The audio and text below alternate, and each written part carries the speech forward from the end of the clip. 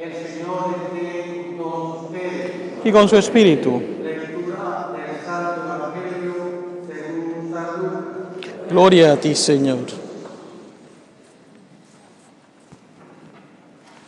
En aquel tiempo, Jesús dijo esta parábola sobre algunos que se tenían por justos y despreciaban a los demás.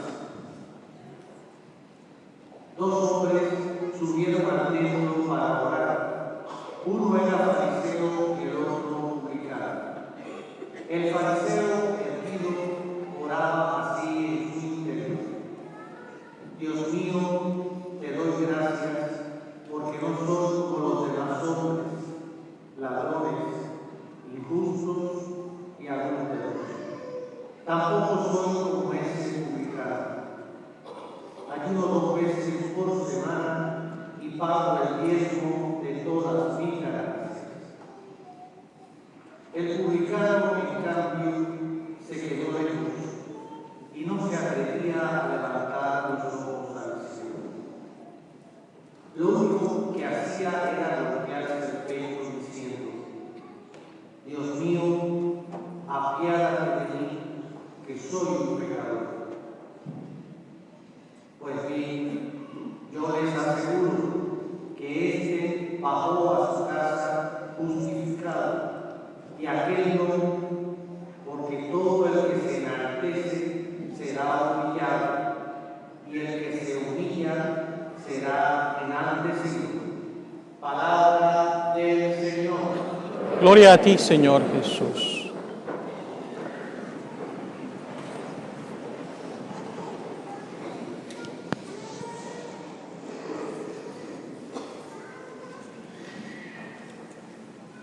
Hace 2 años, después de servir 10 años como sacerdote en la arquidiócesis de Omaha, en el estado de Nebraska, llegué a Miami para iniciar una nueva etapa de mi ministerio sacerdotal. Fui asignado entonces como vicario parroquial en la parroquia St. Brendan, en la cual actualmente estoy. Vengo simplemente acá a ayudar un poco al padre Israel, al padre Benjamín, cuando ellos están necesitados de ayuda. Y me recuerdo muchísimo que cuando llegué a la parroquia St. Brendan por primera vez, tenía la cita con el párroco y llegué un poco más temprano y decidí ir al templo, a la iglesia, para conocerle. Algunas puertas de la iglesia principal estaban cerradas, tuve que dar la vuelta y llegué a lo que es la capilla de misa diaria. Y fue interesante porque yo no sabía que había misa en ese momento, y cuando abrí la puerta para ingresar a la capilla me encontré que el sacerdote iba saliendo de la sacristía para iniciar la misa. Ante esa circunstancia decidí entonces quedarme en misa, pero estaba de civil, y me enfilé a una banca para sentarme. Me recuerdo muchísimo que había una señora sentada en esa misma banca y yo la miré y me sonreí. Ella me miró con cara seria y después entonces dirigió su mirada al frente. Yo me senté a su lado y 1 minuto más tarde, más o menos, ella decidió colocar su cartera del otro lado. Y yo dije, bueno, hay 2 motivos que esa señora haya tenido para hacer esto. O me vio gordito y me dijo, este gordito necesita espacio para que esté cómodo, o que tal vez se sintió insegura y dijo, tal vez este me quiere robar mi cartera. Mi pregunta sería, ¿qué pensó esa señora cuando días después me vio como sacerdote en esa misma parroquia, verdad? ¿Por qué hago este comentario? Porque en ocasiones nosotros nos dejamos llevar por las apariencias. Y esto es precisamente lo que nos dice la primera lectura de hoy. El Señor no se deja llevar por las apariencias de las personas, porque Él conoce nuestro interior, Él conoce el corazón.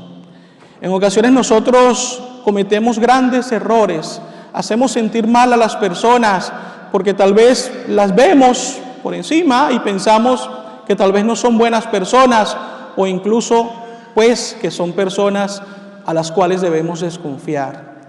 Y esto es triste. Tratemos, queridos hermanos y hermanas, siempre de cuando nos encontremos con el prójimo, ser entonces instrumentos de misericordia.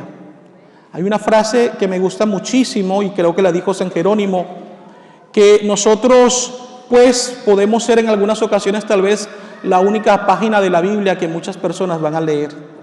Y si nosotros no damos un buen testimonio cristiano de afabilidad, de amor, pues difícilmente muchas personas se van a acercar a Dios y a la iglesia.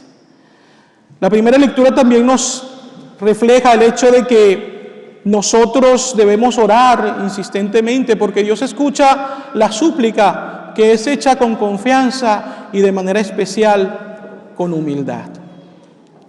La segunda lectura de la carta del apóstol San Pablo nos enseña también cómo el apóstol se siente satisfecho por todo el esfuerzo que ha hecho para amar y servir a Dios, sirviendo de manera especial al prójimo.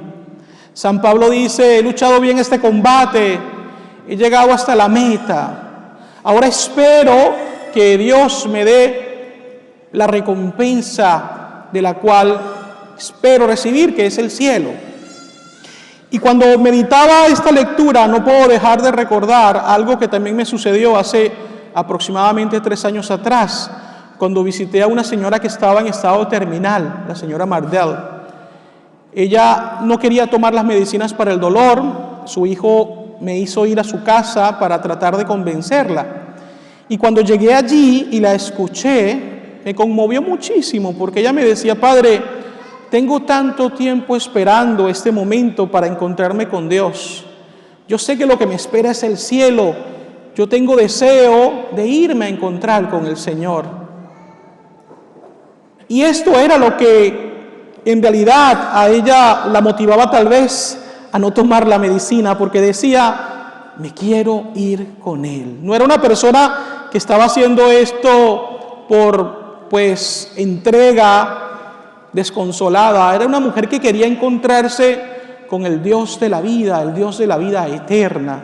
Quería disfrutar de ese cielo del cual Jesús nos habla en el Evangelio y nos dice: voy a prepararles un lugar en la casa de mi Padre. Si no fuera así, no se los hubiera dicho.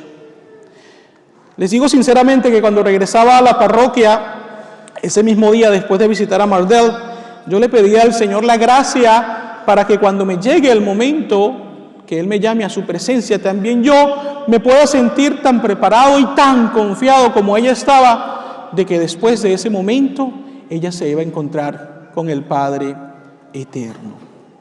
Por último, tenemos el Evangelio que nos presenta una parábola, y Jesús coloca este ejemplo porque quiere enseñar a aquellos que se tenían por justos y despreciaban a los demás. Y pues habla de un supuesto fariseo y un supuesto publicano, quienes van al templo a orar. El fariseo era el religioso del tiempo de Jesús, que conocía muy bien pues la ley, que conocía la palabra y que se esforzaba tal vez por cumplir la voluntad de Dios. Vemos por el otro lado un publicano, es decir, un judío que se dedicaba a cobrar impuestos, que servía a los romanos y por lo tanto era considerado por muchos un pecador por la función que realizaba, y sobre todo porque en muchos casos los publicanos no solamente cobraban los impuestos, sino que colocaban un precio mayor para ellos quedarse con parte de ese dinero pues de una manera deshonesta, ¿no? Ahora bien, llama la atención que Jesús coloca el ejemplo diciendo que el fariseo llega a orar y él da gracias a Dios. Y es necesario siempre dar gracias a Dios por muchas cosas. Pero fíjense ustedes por qué da gracias él a Dios. Da gracias por lo que no es y da gracias por lo que Él dice hacer. Da gracias por lo que no es y da gracias por lo que Él dice hacer. Y Él dice que no es un pecador, que no es un hombre malo. Y dice: yo cumplo con la ley porque pues trato de ser un ejemplo. Pero en realidad, queridos hermanos y hermanas, en el fondo, Él está queriendo marcar una separación entre Él y el publicano. Porque si bien es cierto, Él decía: yo no soy así, estaba diciendo indirectamente que este hombre sí lo era, que era un pecador. Y cuando Él decía: yo hago, estaba diciendo indirectamente: Él no hace. Entonces se estaba creando una separación entre ellos dos. Pero la realidad, queridos hermanos y hermanas, es que como todos hemos sido creados a imagen y semejanza de Dios, y desde el momento del bautismo Dios habita en nosotros de una manera especial, cuando yo me separo del otro, me estoy separando de Dios mismo. Cuando yo me separo de la otra persona, me estoy separando de Dios. Ahora bien, Jesús coloca esta parábola porque quiere enseñarnos a evitar el fariseísmo, a cometer el mismo error, pero no quiere darnos la oportunidad de que nosotros también nos convirtamos en personas que critiquemos al fariseo. Porque si lo hacemos, estamos cometiendo el mismo error que él comete con el publicano. Entonces la cuestión no es atacar al fariseo y decir, ay, qué malo era. La cuestión es ver hasta qué punto yo estoy sujeto a cometer el mismo error que él cometía. ¿Cómo puedo hacer yo para no caer en ese mismo error? Fíjense ustedes, una de las cosas que nos sucede cuando venimos a la iglesia y escuchamos un mensaje es que decimos, ay, qué lástima que mi esposo no está aquí. Hubiera escuchado esto porque esto le hubiera quedado muy bien. O por ejemplo, qué lástima que mi esposa o mi hijo o mi suegra no está aquí porque esto sí que le hubiera quedado bien. Venimos entonces a la iglesia, pero en ocasiones estamos prestando la atención a las cosas que a los demás les sirven, pero entonces ¿qué pasa conmigo? ¿Cuál es el mensaje que Dios te dirige y que tú realmente deseas escuchar? Hoy el Señor quiere decirnos a nosotros, cuidado de no caer en el fariseísmo. Cuidado de no creernos muy justos y condenar de antemano a los demás. Esto sería un gran pecado. Quisiera compartir con ustedes al menos 3 ideas que yo creo que nos pueden ayudar, queridos hermanos y hermanas, a evitar caer en ese error. Primero, ver siempre la bondad y las virtudes de las demás personas, especialmente de aquellas personas que nos tratan mal o que no nos caen bien. Es muy fácil, queridos hermanos y hermanas, ver los errores, los defectos de los demás, pero ver las virtudes nos resulta muy difícil. Por ejemplo, en el matrimonio, cuando hay conflictos, cuando hay dificultades, ¿por qué se generan? Muchas veces porque bien sea el hombre o la mujer dice, yo soy en lo correcto y ella no, o él no. Es decir, yo hago lo que está bien, pero ella o él no lo está haciendo. Y entonces comienzan los ataques de uno y de otro. ¿Qué pasaría entonces si el hombre o la mujer decide decir, antes que ver sus errores, voy a ver sus virtudes? Voy a ver lo que ella me está enseñando o lo que él me está enseñando. Y al ver lo que ella está haciendo o lo que ella me enseña o lo que él me enseña o está haciendo, trato yo de analizarme y decir, ¿estoy haciéndolo yo también? ¿Estoy cumpliendo yo con mi misión? ¿Estoy realmente siendo ejemplar? Entonces, queridos hermanos y hermanas, si queremos crecer en las virtudes cristianas, recordemos lo importante que es ver las virtudes y las buenas obras de los demás antes que sus errores. Segundo, hacer constantemente, yo diría diariamente, un examen de conciencia.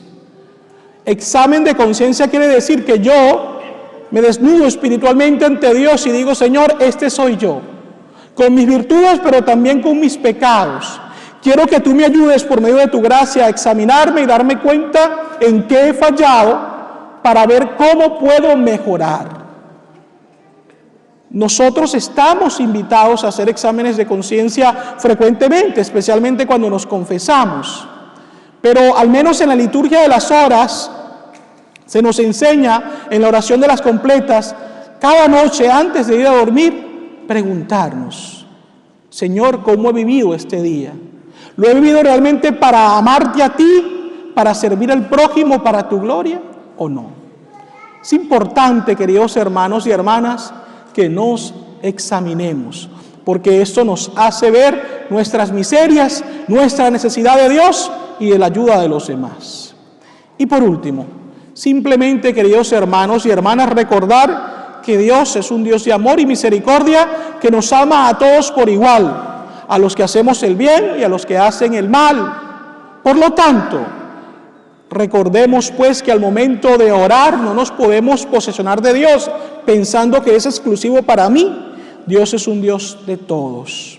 Y por eso entonces tenemos que pedir que infunda su misericordia y su bondad a toda la humanidad y que a todos nos dé la gracia de llegar a gozar algún día del reino eterno del cielo que Él nos promete.